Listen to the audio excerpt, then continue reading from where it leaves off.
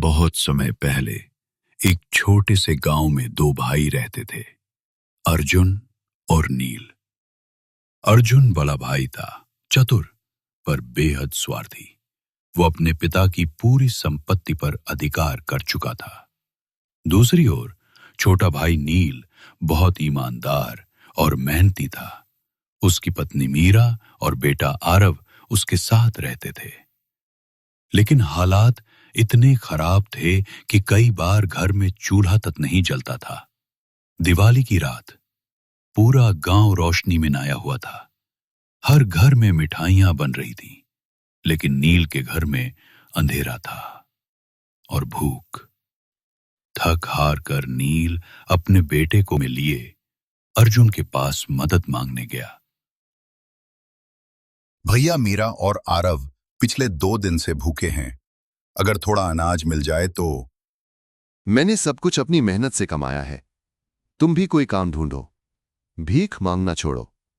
तो कम से कम पिताजी का हिस्सा दे दो जो मुझे मिलना चाहिए था।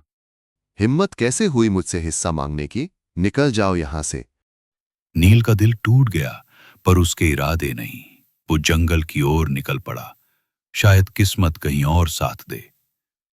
जंगल में एक मोड़ पर उसे एक बुजुर्ग महिला मिली जो लकड़ियों के ढेर के पास बैठी थी। माई, क्या मैं आपकी लकड़ियां घर पहुंचा दूं? बेटा, तुम खुद भूखे हो, फिर भी मेरी मदद कर रहे हो? जो दूसरों की मदद करता है, ऊपर वाला उसकी मदद जरूर करता है।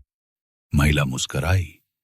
उसने नील को एक केसर की मिठाई दी और कहा, थोड़ा आगे जाकर 4 गन्ने के पेड़ हैं, उनके पीछे एक गुफा है। वहाँ 3 बौने रहते हैं, उन्हें ये मिठाई दे देना। बदले में वो तुम्हें एक जादुई चक्की देंगे। नील ने धन्यवाद कहा और आगे बढ़ गया। गुफा में बौने मिठाई देखकर बहुत खुश हुए और नील ने मिठाई उनको दी और बौनों ने मिठाई खाई और बोले, बहुत समय बाद ऐसी मिठाई खाई है। बताओ बेटा, क्या चाहिए? मुझे कुछ खाना चाहिए ताकि मैं अपने परिवार को भूखा न रखूं। तो ये लो, जादुई चक्की। मांगो तो कुछ भी मिलेगा, पर ध्यान रखना, काम पूरा हो जाए तो उस पर लाल कपड़ा डाल देना, वरना ये कभी नहीं रुकेगी। नील घर लौटा।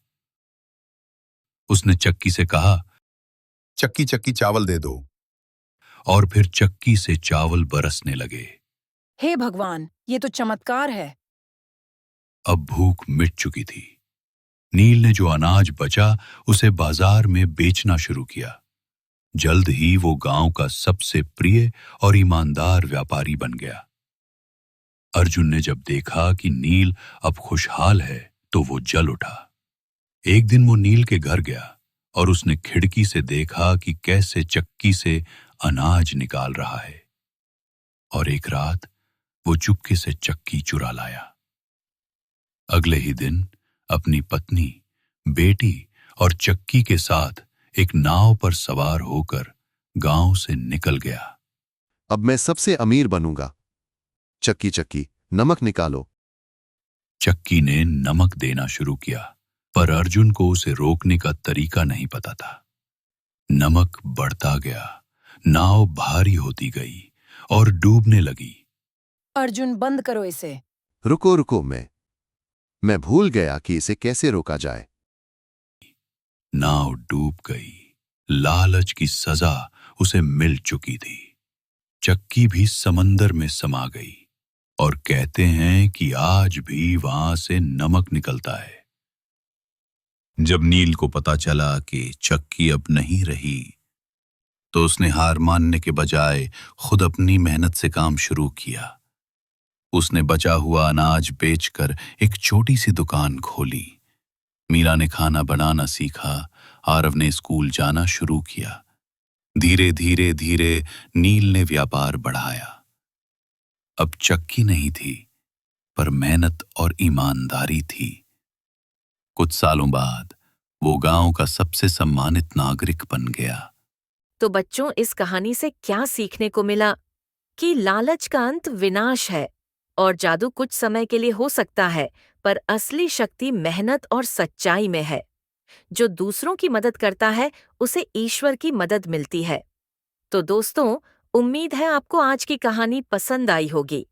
अगर आपको इसमें कुछ सीखने को मिला, कुछ नया महसूस हुआ या एक हल्की सी मुस्कान भी आई हो, तो एक लाइक जरूर करिएगा।